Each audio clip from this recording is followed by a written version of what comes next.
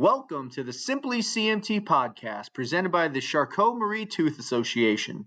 This is a new monthly podcast that will highlight the CMT community and the work of CMTA.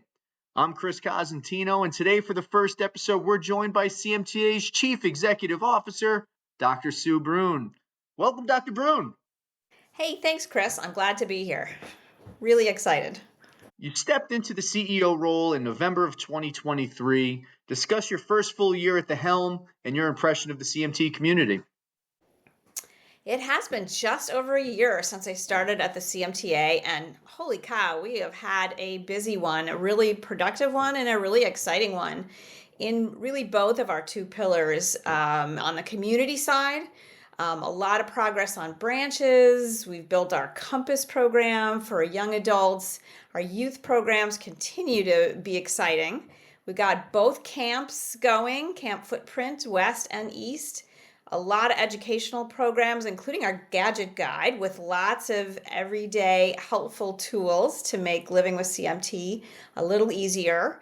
Our centers of excellence, which are places where the community can go to get really great integrated care. And of course, we had our incredible patient summit in Denver in September, which was really exciting. And then on the research front, more than $30 million spent to date, and we are focused through our STAR, the Strategy to Accelerate Research, on all kinds of research, connecting folks from researchers in academia to drug developers in companies, our alliance partners, as well as patients to really accelerate research as much as possible. And the big announcement was our investment in the INC, the Inherited Neuropathy Consortium, which is focused on clinical trial readiness, because we really believe it's important not just to have good therapies, but ways to make sure that those therapies get tested as quickly as possible in the development space.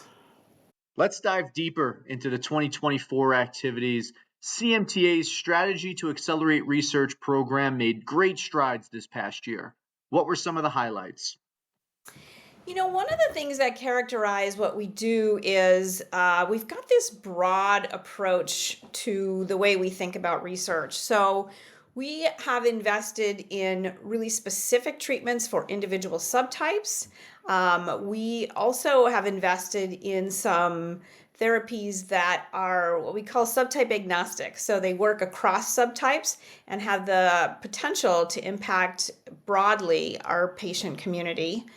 And we also invest pretty significantly in genetic research and discovery. So what we know is that almost 40 to 50% of the patients in our community do not have a genetic diagnosis, or they have what we call a VUS, a variant of unknown significance. And so we're continuing to push forward to help folks get that genetic diagnosis and understand the underlying biology a little bit better by investing not just in testing, but in really innovative genetic sequencing methodology that's helped to uncover some new genes that turn out to be a whole community within the community. So a good example of that is SWORD, where it started with new discovery with this we call long-range sequencing that uncovered the SWORD mutation, and it turned out that we think there's maybe 3,300 folks in the US who have the SWORD mutation, and with a little bit of luck from the underlying biology, there was a development program in place already for a treatment for that biology, and Applied Therapeutics, one of our alliance partners, were able to jump straight into phase 2 with that. So because we have all of these broad connections, we're able to take that genetic data, connect it to companies, and then empowered by patients with patient focus groups and patients as partners in research, really pull it all together. And that SWORD program is one of the fastest ones on record. I'm a drug developer by training. In terms of getting from genetic identity to a potential treatment, it's been a really exciting year for that program for sure. Another really important thing that we have going on in research is what we call our preclinical toolbox. This is cell and animal models that we have developed or licensed that are available for researchers both in an academic setting as well as a company setting. And the idea is to have companies that might be thinking about development of a molecule in another indication say, hey, I wonder if this works in CMT. And so we get a lot of companies coming to us to use these models to help to assess whether or not what they're developing could work for CMT patients. It really creates a lot of excitement for the potential of finding a treatment or a cure for CMT with our alliance partners. And then I think the foundation of all of this is our Patients as Partners in Research program. So this is a database that we have at the CMTA. We've got more than 6,000 people in this database, and it only takes a few minutes to fill out our profile. But what it does is it gives us the opportunity to make sure that you are first to hear about any chance to participate in a trial or support for ongoing research. That could include actually being a part of a clinical trial, but we also use them for things like patient focus groups. Sometimes companies will come to us and say, I just want to make sure this material makes sense for patients, or this is new for us and we want to hear from patients to understand what it feels like to be a patient. What is it that really matters, and how do we think about that in our own drug development programs? And so it's really key, I think, to fill out that Patients as Partners in Research profile.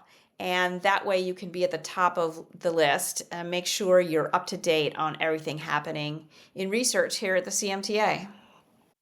While CMTA has invested nearly $30 million towards CMT research since 2008, CMTA's community programs continue to reach more people. What type of impact do CMTA's community programs have on those living with CMT? It's pretty significant, actually. One of the programs I'm really excited about is our Centers of Excellence. We have 62 Centers of Excellence in 6 different countries. And these are places where you can go and get multidisciplinary care for all the complex aspects of what you face as a CMT patient. We hear from a lot of folks in the community that they're on a long diagnostic odyssey to figure out what's really going on with them, with a lot of physicians not understanding, not listening, not really knowing what is happening, and not really very helpful. So Centers of Excellence are a place where you can go where people really get it. They understand what's happening with you. It's headed by a neuromuscular specialist who's been vetted by the CMTA, and you can get really great multidisciplinary care at these centers. And so that's a really important aspect of the community. In addition, we have a branch system. Those are places where patients can connect directly with each other. They're local and all a little different and all a little bit interesting depending on who your branch leader is. But that's a place where you can go and hang out and meet other folks who understand what it is that you are going with. We have 71 current branches and hoping to grow that more as we go forward. And of course, our youth programs, which include Compass for young adults, as well as Camp Footprint, which is pretty exciting. We should definitely talk about Camp. It's been an exciting year there as well. We also, this year, what's new for us on the community side is our ESG program. We just have heard from a lot of people in the community that a focus on mental health would be important. And so we've started our emotional support group we call ESG. It's met a few times through the year, and that's something that's been received very well, and we'd like to continue into 2025. We're currently planning the 10th annual Camp Footprint in 2025, but this past year was your first experience at camp. What were your takeaways? Wow, Camp Footprint is awesome. It really is a magical place. It's hard to describe if you haven't been there. I am so glad I was able to attend both. So we run 2 camps, as folks may know, one Camp West and one Camp East. We have one in June and one in August, because we know that some school calendars start early and end early, and some start late and end late. So that way, regardless of your school calendar, hopefully you're able to attend. And it's filled with everyone who attends from age 10 to 18 has CMT. And for a lot of these kids, it's the first time they've actually met someone else who has CMT. That's exciting. It's empowering. So instead of being the only one, everybody there just gets it. So between the two camps, we have 160 kids, about 160 staff it takes between the two camps to pull it off, because we want to make sure that we can meet kids wherever they are, so that every activity that happens at camp is available to every single camper. It's a pretty impressive operational program, but fundamentally, boy, talk about straight to the heart. It's just great to be there, to feel the energy and the excitement, the connections, and these kids who are making lifelong friends. And what's interesting about camp is we see campers who've gone on to be counselors, who come to us as staff members, who come to us as consultants, who move on to be branch leaders. It really is growing the next generation of talent for the CMT community, and we're really, really proud to be a part of that. We'll be right back. Did you know that you can set up a recurring gift to CMTA? It's easy, effortless, and everlasting. Life-changing initiatives like Camp Footprint, treatment-focused research, and invaluable educational initiatives depend on steady, consistent support from committed and reliable donors. If you want to make a lasting difference in the CMTA community, please sign up to be part of the Innovators program and leave an indelible footprint on the lives of present and future generations. Become a CMTA innovator today at cmtausa.org/ways to give. And now, back to the show. CMTA's Patient and Research Summit was held in Denver, Colorado this past year in September, and it covered 3 days of activities, educational sessions, and so much more. Discuss the evolution of the CMTA Patient and Research Summit and the value it has for attendees, sponsors, and exhibitors. Yeah, our Patient and Research Summit really has evolved over the last few years through COVID, and then 2 years ago, our first in-person meeting again after COVID. And then this year, we expanded that format because what we heard loud and clear 2 years ago was one of the values is just connecting with people, just spending time with other folks in the community and with other researchers, and learning more about ways that we can have not only help for today, but hope for tomorrow. And that's really the focus of that meeting. And so this year we decided to make it a whole weekend affair. So on Friday night, it starts with activities. Saturday is really focused on community and that help for today perspective. It was supported by our local Center of Excellence in Denver. So we held it in Denver, Colorado this year. And Dr. Friedman and her team were really, really helpful in answering questions and just being there for the whole day to participate and play a role in connecting with folks and helping people understand how it works at a Center of Excellence, answering questions from folks. We had a physical therapy, we had occupational therapies, we had stretching, we had a lot of really great exhibitors who had some practical solutions for patients. And then Sunday, we switched to that Hope for Tomorrow, which is all about our research. And it's a chance for the community to really understand and appreciate and ask questions about what it is we're doing on the research and development front on behalf of that future that we're all looking forward to when we have treatments and potentially even a cure for CMT. The big news coming out in November was the strategic alliance between CMTA and the Inherited Neuropathy Consortium. Why the partnership? And what does it mean for the CMT community? Yeah, this was a really exciting move for us. We have had a long association with the Inherited Neuropathy Consortium, which I'll call INC for short, because it's quite a mouthful.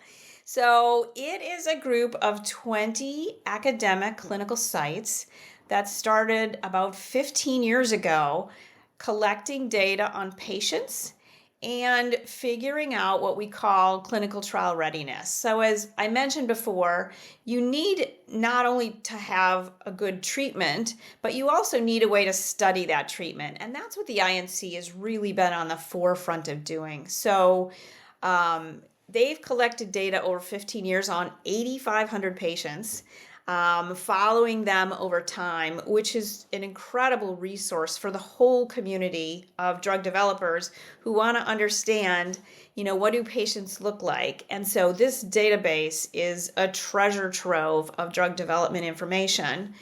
In addition, this group of clinicians also has published over 300 papers on outcome measures. So how do we tell if a treatment is making you feel better? When you have a rare disease like CMT is, and you don't have an approved treatment, you've got to figure out how to measure it, how to study it. So assessments like what we call the CMT FOM, the functional outcome measure, are ways in which doctors can measure whether something is changing over time. And by studying folks over time, we can see how quickly they change over time in different subtypes. So there's a whole bunch of those outcome measures, including some for kids, some for babies, as well as what we call patient-reported outcomes. How are you feeling? How do we measure not only how it makes you function, but how would a treatment make you feel? And so studying that over time creates the foundation of how you can study whether things are changing the course of your disease over time. And so the INC has really been the premier group of academics who have studied this and delivered this enormous amount of information.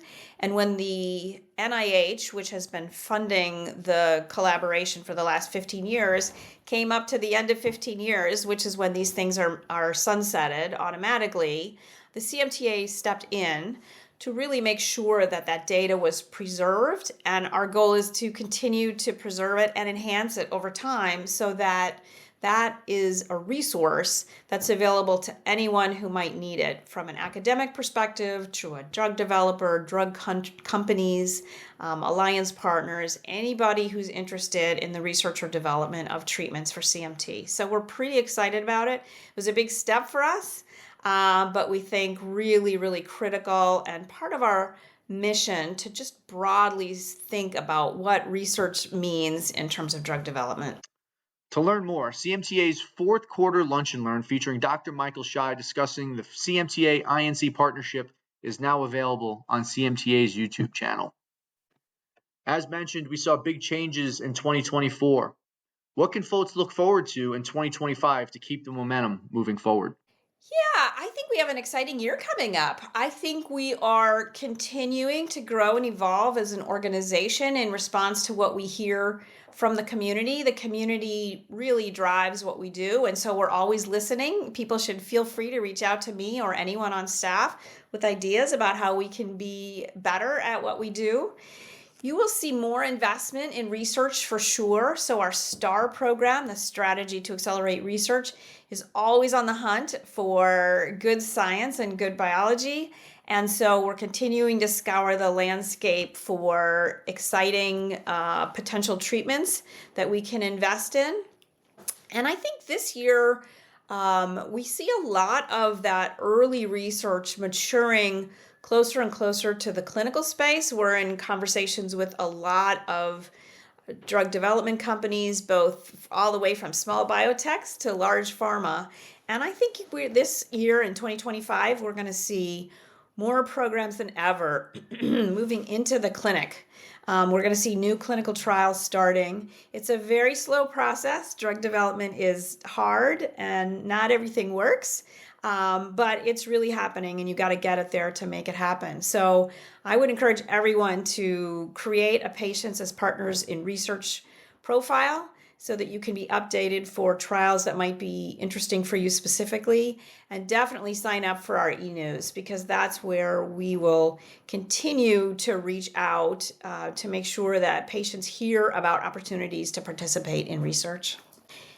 In addition to all the exciting things happening in research and development, we have our Research and Patient Summit again this year, but happening in Indianapolis. It is the first weekend of September, and we hope to see you all there. It's an opportunity to connect with other folks from the community, as well as get a really detailed update on what we're doing on the research front.